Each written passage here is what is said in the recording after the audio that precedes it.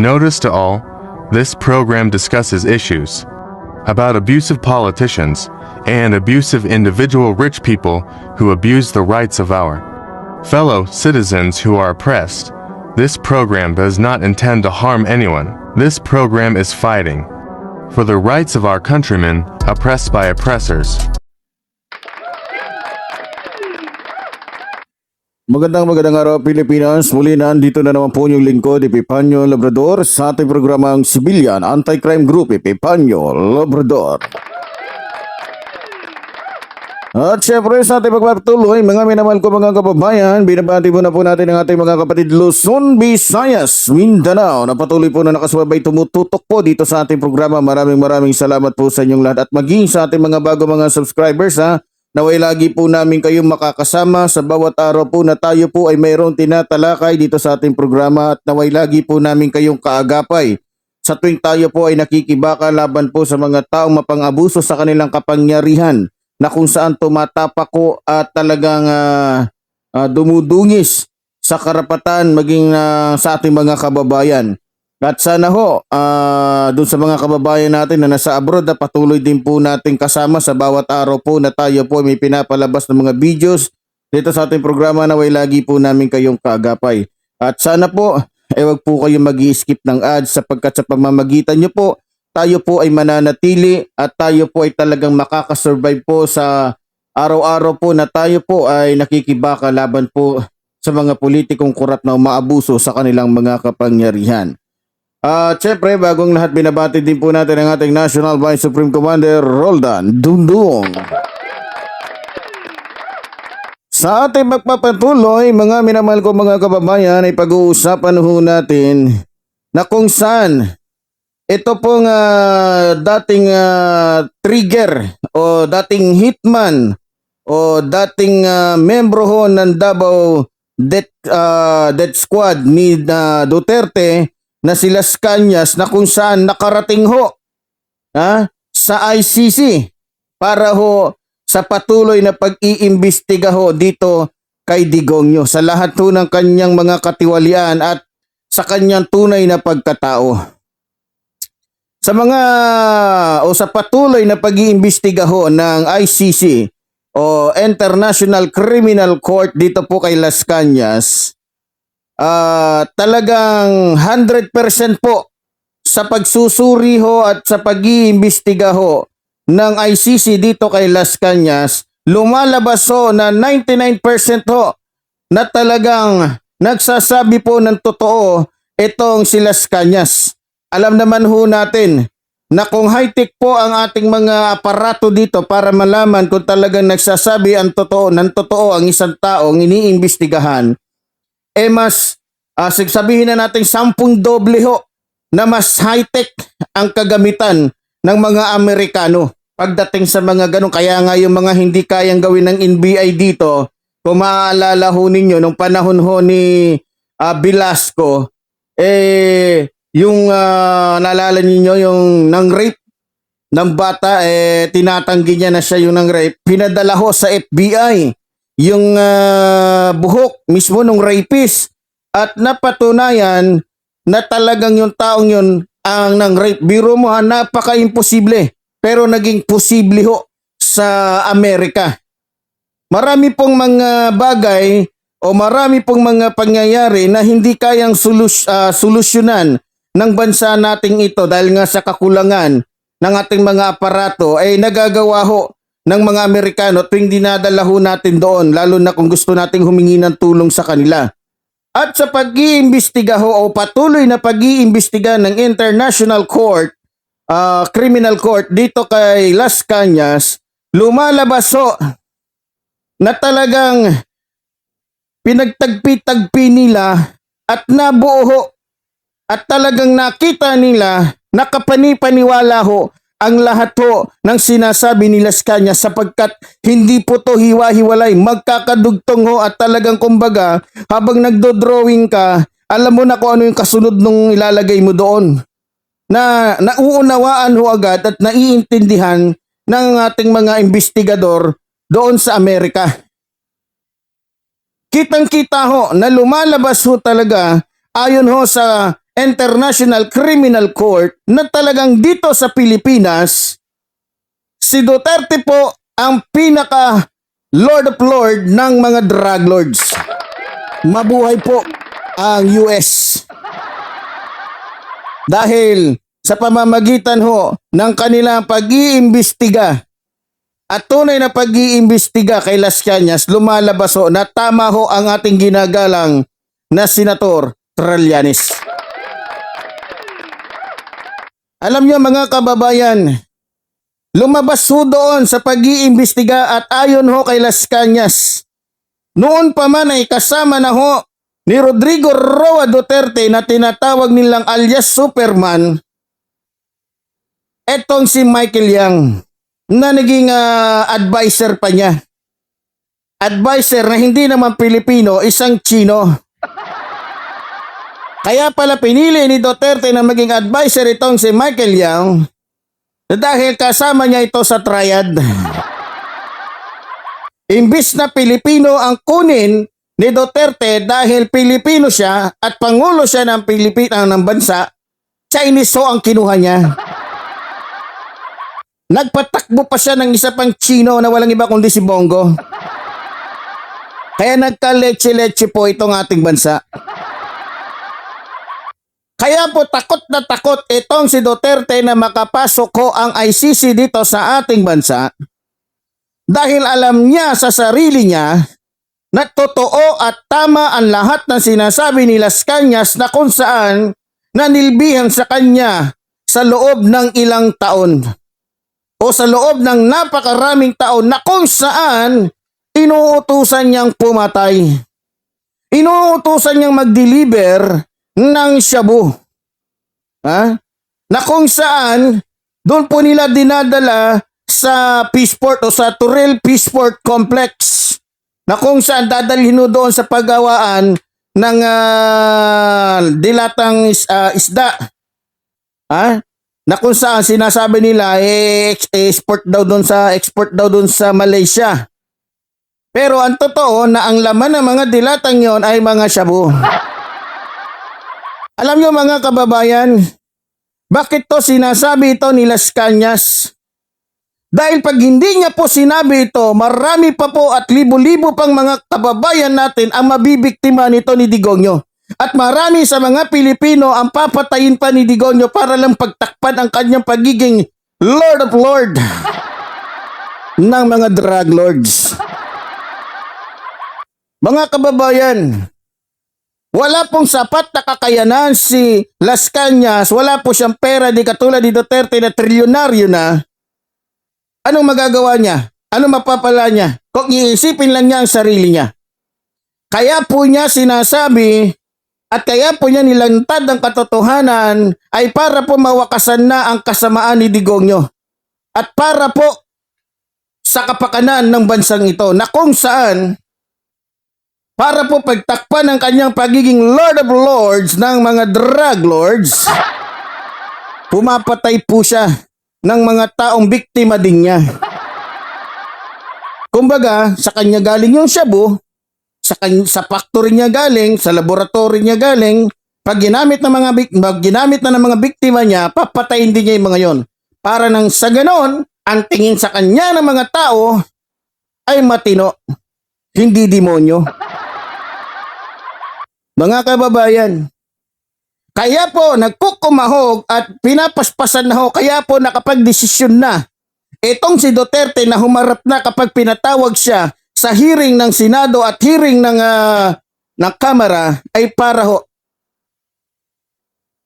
mapagtakpan yung katotohanan na nilantad ni Las Cañas sa International Criminal Court o ICC. Ayaw ko ni Duterte na humarap sa ICC sapagkat doon hindi po niya kayang bayaran yung judge. Sapagkat doon hindi niya kayang bayaran ang sino man magmula sa abogado. Sapagkat pag ginawa niya yon, lalantad ang katotohanan kung ano siya. Gusto niya na dito ganapin ang mga pag-iimbestiga sa kanya. Sapagkat dito kaya niyang laruin ang lahat, kaya niyang bayaran ang lahat. Magmula sa abogado, sa judge. Sapagkat dito, Kaya niyang takutin ang lahat. Kaya niyang ipapatay ang judge, kaya niyang ipapatay ang abogado, kaya niyang ipapatay ang sino man na titestigo laban sa kanya. Kaya po gustong-gusto niya na dito at malamang in-advise po siya, binigyan siya ng advice ng mga senator niya na dito mo naganapin. Dahil kung dito maaalalayan ka namin. Dahil kung dito kaya ka naming saluhin. Dahil kung dito kaya natin niyang kumbaga kaya natin gawan niya ng mga kaya nating manipulahin ang mga bagay-bagay dito. Kaya ipakita natin sa mga tao na umiiral dito ang justice system. Mga kababayan, di nyo ba napapansin? Dahil alam ni Digonio na papalapit at malapit na dahil natatapos na ho ang pag-iimbestiga ng International Criminal Court sa kanya o sa mga testigo laban sa kanya, nag-decide na ho siya. Grabe. Nilantad ho ni Las Cañas sa ICC na itong si Digonio na nagsasabi na siya ay galit sa droga ay siya palang Lord of Lords ng mga drug lords dito sa ating bansa. Kaya ayaw niyang ipakita pati yung likuran ng tato ng kanyang anak na si Paulo Duterte. Dahil pag nakita yung tato na sa likuran ni Paulo Duterte, doon na magsisimula mas madidiin at talagang mas mapapatibay ang lahat ng sinasabi ni Las Cañas. Ayaw nila humarap sa ICC, takot silang humarap sa ICC sapagkat kung sila ay haharap sa ICC, wala na hong kawala itong si Paulo Duterte, kundi ipakita, talaga mapipilitan siya, mapapakita niya talaga yung tato na gusto pong ipakita sana sa atin ng ating ginagalang at minamahal na Antonio Sani Trillanes. Hindi niya hawak doon, hindi niya saklaw doon eh. Takot na takot ho sila. Kaya gusto nila magkaroon ho ng payag na ho si Digonio na dito na lang sa Pilipinas. Kasi dito sa Pilipinas, galamay niya. Kaya niya kontrolin ang lahat. Kaya nakikita ko na po mga minamahal kong mga kababayan na kapag dito po sa Pilipinas ginanap ang pag-iimbestiga sa lahat to ng mga katiwalian, kalokohan, kademonyohan na ginawa ni Digonio na panahon na siya pa ang Pangulo ng bansang ito, ay magiging biaso. Alam naman nating lahat, sabihin na natin ang katotohanan na kahit papaano, may utang na loob sa kanila ang ating Pangulo. Na kahit papaano, tatanawin ito ni Bongbong Marcos na kung saan nilibing yung kanyang ama sa libingan ng mga bayani. Mga kababayan, kaya napakaganda ho kapag nagpatuloy at pumayag si Bongbong Marcos na ang pag-iimbestiga sa International Criminal Court sapagkat doon ho walang bias. At doon matitiyak natin na pataso ang tanungan, pataso ang pag-iimbestiga. Meron kasing mga tanong dito sa ating gobyerno, meron kasing mga tanong na kumbaga dito sa ating Senate hearing maging sa Kamara na tanong na papabor doon sa tinatanong. Naunawaan niyo po ibig sabihin ko? Kunyari tinatanong niya, pero yung tanong niya, pabor doon sa tinatanong na kung saan malulusot nila yung mga katiwalian nung tinatanong niya. Mga kababayan, gustong-gusto ho ni Duterte dito. Pumapayag na ho siya. Dahil ipit na ho, papalapit na po yung kanyang katapusan na malalaman ho, dahil pag nangyari ho ito, kapag nalaman ho ng lahat na yung iniidolo nila na si Duterte ay niloloko lamang pala sila sa loob ng ilang taon. At titiyakin ko po, maraming mga DDS na magsasabi kay Epifanio Labrador, patawarin mo kami. Kung hindi kami naniwala sa iyo, patawarin mo kami. Kung ang tingin namin sa iyo, sinisiraan mo lang si Digonio. Patawarin mo kami. Kung nung una, ang tingin namin ay bayaran ka. Mga kababayan, kung bayaran ho ako, hindi po ako magtitiis na kumutkot ng kamote. Ayun oh, nasa kuko ko pa po. Oh. Hindi pa po ako naglilinis. Oh. Oh. May lupa pa po yan. Para lang ho tayo ay makasurvive dito. Para lang po tayo ay makapaglingkod sa ating mga kababayan. ginagawa po natin ang lahat alang-alang po sa ating inang bayan. Mga kababayan, marami pa po, maliban no kay Las Cañas, napakarami pa pong mga tao na pumunta ho doon sa International Criminal Court na nagpahayag na kanilang saloobin at na kanilang mga nasaksihan dito kay Duterte kung papaano siya kademonyo, kung gaano siya kahayop, kung gaano siya magpanggap at papaano niya linlangin ang mga Pilipino sa bansang ito. Mga kababayan, gustong-gusto na ho ni Duterte na magpaimbestiga dito. Pero bakit nung panahon niya? Noong mga panahon na umiiyak, nagdurusa, sumisigaw ng katarungan ng mga pamilya ng mga biktima niya. Bakit hindi niya binigyan ng pagkakataon na makasuhan siya? Sa halip tinakot niya. Inutusan niya ang mga korte, inutusan niya ang DOJ na magbingi-bingihan, magbulag-bulagan, magtanga-tangahan sa katotohanan para lamang hindi siya managot sa mga kasalanan niya. Sige nga, mga kababayan, makikita nyo na po ngayon. Kaya nga po, alam ho ni Duterte bilang abogado na mali po ang lahat ng ginawa niya. May halong katiwalian, may halong kawalangan, may halong kademonyohan, may halong pagluloko, may halong pagnanakaw sa kaban ng taong bayan o ng bansang ito. Kaya po minadali nila na wala man lang konsulta sa mga Pilipino na naninirahan sa bansang ito na tayo ay hihiwalay na sa International Criminal Court. Dahil alam ni Digongyo na maling-mali yung ginawa niya. Pero dahil alam niya kung paano yung pasikot-sikot para maging dahil abogado nga siya, ginamit niya yung pagkakataon. Mga kababayan, alam niyo po ba bakit tayo ay sumama? Bakit to yung mga nauna nating mga pangulo ay isinama ho? Bakit to nung panahon ni Noynoy Aquino ay sumama tayo sa ICC? Dahil gusto po ni Noynoy Aquino na kung sino man sa mga politiko sa bansang ito ang gumawa ng kasamaan ay matutulungan tayo ng International Criminal Court sapagkat alam ho ng dating administrasyon na kapag matataas na opisyal ng ating bansa ang nagkakasala dito, kaya hong bayaran ng lahat, kayang pigilan dahil sa marami silang mga partido, marami silang mga kayang gawin dahil mayayaman sila. Kaya nilang baguhin, kaya nilang baluktutin ang tama at kaya nilang itama ang baluktot. Kaya po tayo sumama sa International Criminal Court ay para po kahit papaano ho, kung hindi man mabigyan ng hustisya ng bansang ito, ang mga kababayan natin laban sa isang diktador, laban sa isang taong maabuso sa kanyang kapangyarihan at pera, ay mayroon pong International Criminal Court na matatakbuhan natin na magbibigay sa atin ng hustisya o tamang hustisya. Kaya po umalis si Duterte sa International Criminal Court ay para po hindi mabigyan ng hustisya ang lahat ng kanyang mga naging biktima. Lalong-lalo na po yung 30,000 katao na pinapatay niya na hindi niya dinaan sa tamang proseso samantalang siya ay abogado, tinuruan siya kung paano ang proseso, paano hulihin, paano ikulong ang isang tao. Sa halip, ginamitan po niya ng batas komunista na kung saan siya na rin ngayon ang tumatayo bilang pinakamataas na leader ng New People's Army. Dahil sa kanya po hinabili ni Joe Masison ang pangangalaga sa lahat po ng kaanib ng NPA. Mga kababayan,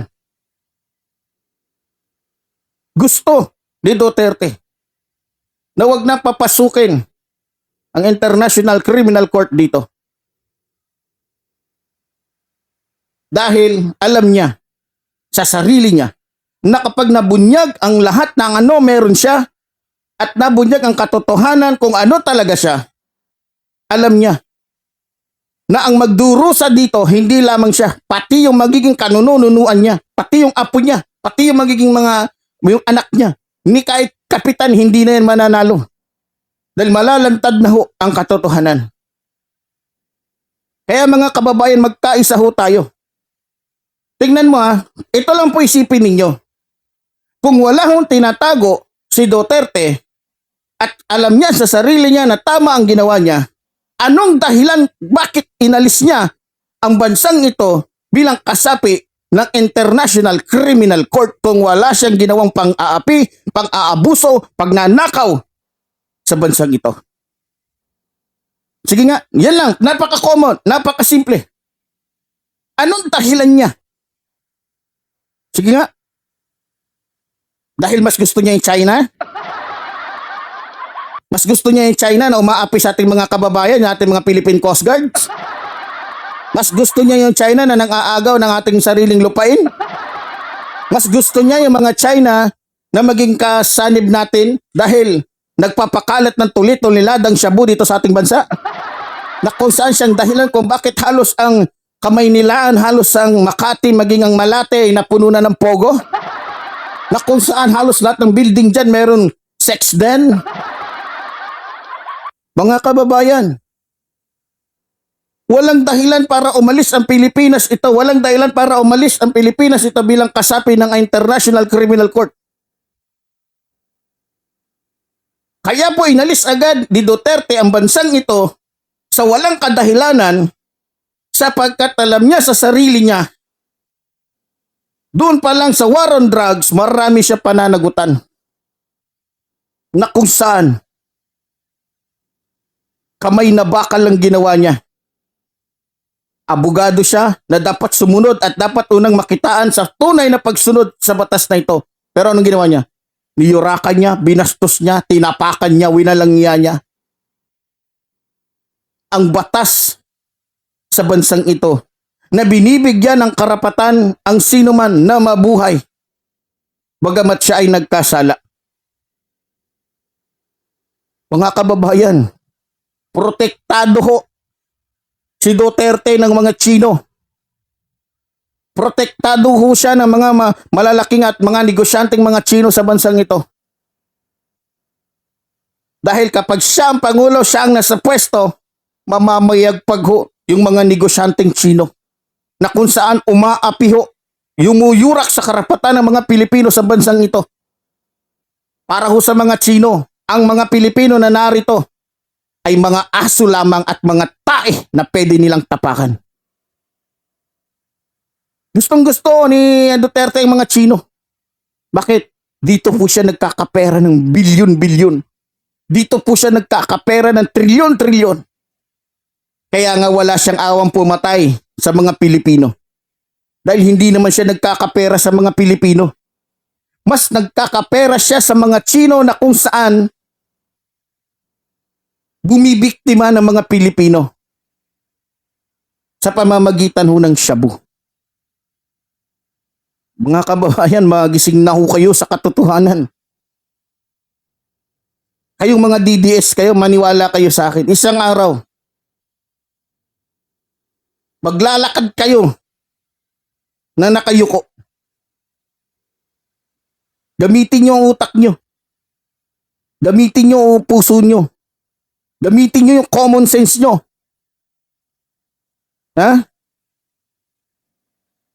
Yun nga lang eh. Likod nga lang ayaw pang may pakita eh. Para mapatunayan kung talagang drug lords ba yung anak niya.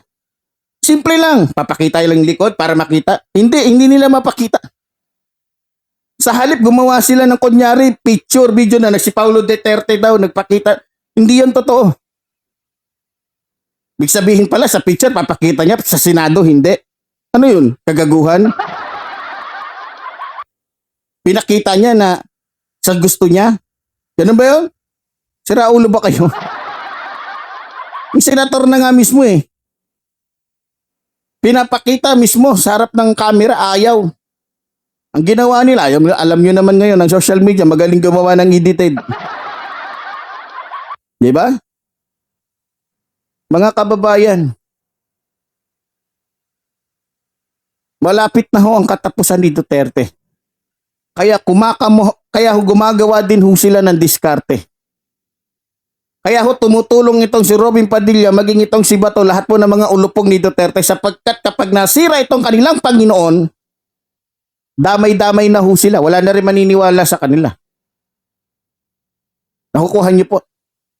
Kaya ho, pinilit ni Bato, pinilit ni Robin Padilla, pinilit ng mga tauhan nito ni Duterte na mga naging senator dahil sa kanya na pumayag na lang na magkaroon ng hearing sa Senado dahil puprotektahan din nila si Duterte. Kaya 100% po magiging bias lang. Alam naman natin ng Pilipinas, lahat dito na ba, kaya Arnie Tevez ngayon, nakita nyo naman pag-iimbestiga ni Bado. Diba? Yung tanong niya, pabor doon sa kalaban natin. Yung mga tanong niya, papabor pa lalo doon kay Tevez. Yung reaksyon ni Bato, papabor pa rin doon kay Tevez. Lalong-lalo na ito, Panginoon nila to eh. Lord of Lords ng mga drug lords.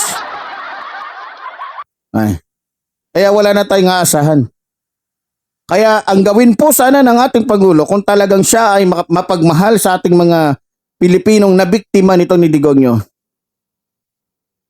madaliin niya na makapasok sa bansang ito at ang ICC ang mag-imbestiga kay Rodrigo Roa Duterte. At hayaan niya na mag-imbestiga ang ICC kung talagang wala. Ito lang naman, napakasimple. Digongyo, kung hindi ka totoong drug lords, bakit parang kinakabahan ka na pumasok at takot na takot ka sa ICC na makapasok dito at mag-imbestiga sa'yo? Dahil alam mo, hindi mo mabibili ng pera mo? Ba't takot na takot ka na imbestigahan yung yung pagkatao mo mula nung mayor ka pa kung ano ka sa Davao City? Ba't takot na takot ka? Dahil hindi ka na magkakapera. Alam mo kasi dito sa bansang ito, dahil Pilipino nga tayo, huwag na tayong maglokohan. Ang Pilipino, latagan mo lang dyan ng kahit 1 milyon, magbabago na ang puso't diwa niyan. Latagan mo lang 2 milyon yan, magbabago na pati utak niyan. Di ba? Kaya, sa nakikita ko ho, makukuha lamang po natin ang tunay na hustisya, ang tunay na pag-iimbestiga, ang tunay na katarungan kapag ang ating usapin patungkol ho sa pag-iimbestiga dito kay Rodrigo Roa Duterte ay sisiho ang gaganap. Diba? Katungkulan ho ng International Criminal Court na ayusin ang problema ng isang bansa na kung saan hindi ho nagkakaroon ng patas na katarungan. Lalong-lalo na kung sa bansang yan, umiiral yung bayaran. Umiiral yung partido. Umiiral yung palakasan. Umiiral na kung saan pera ang ginagamit para matabunan ng kasalanan. Ang International Criminal Court po ay hindi pwedeng bayaran ng kahit sino man. Sa totoo lang ho, kung kaya lang ho bayaran ni Digongyo ang International Criminal Court ng trilyon-trilyon, malamang matagal nang pumayag yan na makapasok dito ang ICC. Pero dahil alam niya sa sarili niya na hindi niya kayang bayaran ang International Criminal Court, kaya minadali nila na sumang-ayon na lang dito na sa sarili nating ano. Kaya si Sara Bolate, yung confidential queen na mahilig magnakaw, sa sobrang kakapalan ng mukha, napakasinungaling. Na tulad nga ng sinabi, sabi ko nga, simpleng-simple. Makikilala mo na talagang sinungaling itong si Sara Duterte na para bagang sa salitang Bisaya, palimungaw ba? Pasimple yung kanyang pagiging sinungaling. Hindi daw niya nakita si Romualdez. Hindi daw niya nakita na inisnab niya. Sa laki ba naman ni Romualdez, anong tingin mo doon? Tela? Na nasa harapan mo lang? Sabi, hindi ko nakita yung sa ano, pangiti-ngiti pa yung demonyo. Diyan niya po makikita na sa simpleng katotohanan na dapat niyang ihayag, hindi niya kaya. Kaya doon pa lang baksak na ho si Sara. Masusundan naman ho natin yan eh. Una, sinabi niya doon sa interview niya, lahat naman ng mga tao, mga sinungaling. Yung mata niya, kita niyo yung mata niya, umiikot. Akala mo talagang makikita at makikita ho natin. Sabi ko nga, kung magkikita lang kami nito ni Digongyo, hindi ito makakatingin sa akin ng diretso. Dahil alam niya, lahat ng sinasabi ni Epifanio Labrador ay pawang totoo. Ha? Mayaman ka lang, Duterte. Mayaman ka lang. Pero sa pagkatao, mas mayaman ako sa'yo. Mayaman ka lang. Marami kang pera. Marami kang nga pera, pero galing naman lahat sa nakaw. Galing lahat sa droga. Galing lahat sa pang-aapi mo. Kaya baliwala din yan, digong nyo. Kahit ikaw pang pinakamayaman sa buong mundo, wala ka pa rin kwenta. O ayaw nga ng panahon niya, nakita nyo, siya lang yung presidente na ayaw niyang makita, siya ng salin. Ayaw niya na makita ng taong bayan kung ilang pera na mayroon siya. Sa halip, tinakot pa niya yung COA at sinabi sisipain niya. Tama ba? Tama ba bilang Pangulo, ganun ka? Tama ba na pagbantaan mo ang sino mang gustong makakita kung anong pera meron ka?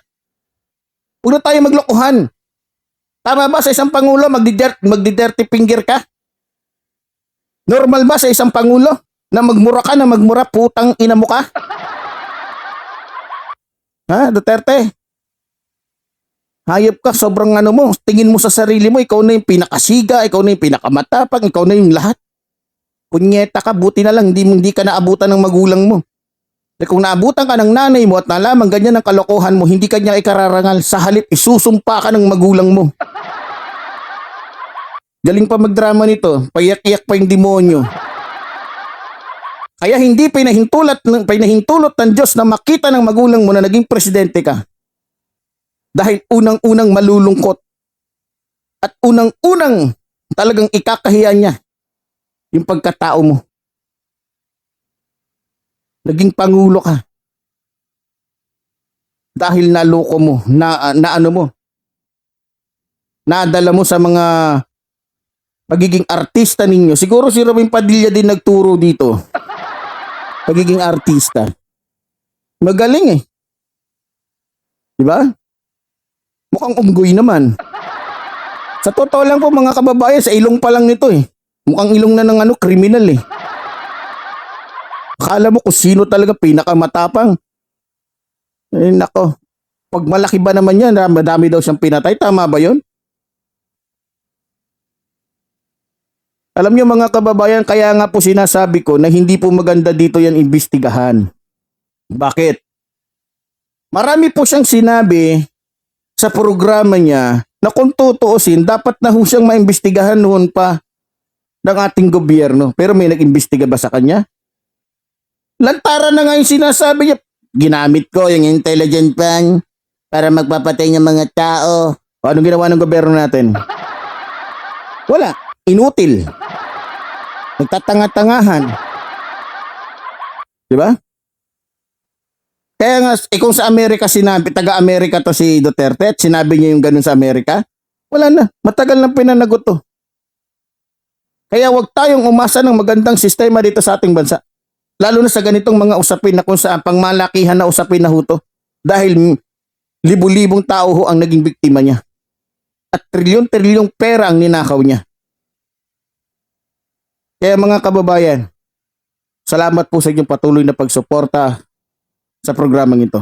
At sa lahat po ng ating mga kababayan na mayroon pong kakayahan na makasuporta ho dito. Sa totoo lang ho, hanggang ngayon ho hindi pa tayo nakakasahod sapagkat tulad doon ng sinabi ko, dahil na off nga natin yung ating ATM. Kaya hindi pa po tayo nakakasahod, kaya medyo hikauso ngayon ang inyong lingkod. Pero ganun pa man, doon lang po sa may mga tunay na puso, lalong-lalo sa mga kababayan natin sa abroad, wala po tayong pwedeng kundi yung ating lamang pong GCash na kahit pa paano makatawid ho tayo sa pang-araw-araw ho natin. Dahil malayo ho, kailangan ko bumalik dun sa bangko na saan ko kinuha yung BDO ko na ATM. Wala talaga. Sabi ko nga, siguro maiipon na lang to. Ang mahalaga, makapaglingkod ho ako sa ating mga kababayan. So, doon po sa mga kababayan natin na mayroon pong gininto ang puso, sana ho, hindi naman po tayo. Pero sabi ko nga, malaking bagay na ho kung ano man ang inyong maitulong sa inyong lingkod. Pero kung wala po kayong maitutulong, salamat pa rin po. Importante ho, tayo po yung magsama-sama sa programang ito.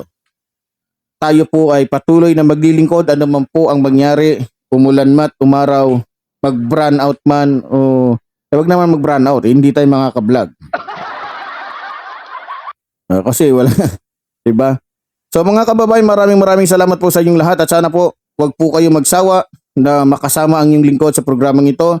At salamat po sa inyong lahat. Muli, sinasabi po ng inyong lingkod, mabuhay ang ating ginang bayan, mabuhay ang nagmamahal sa ating ginang bayan. Maraming salamat po.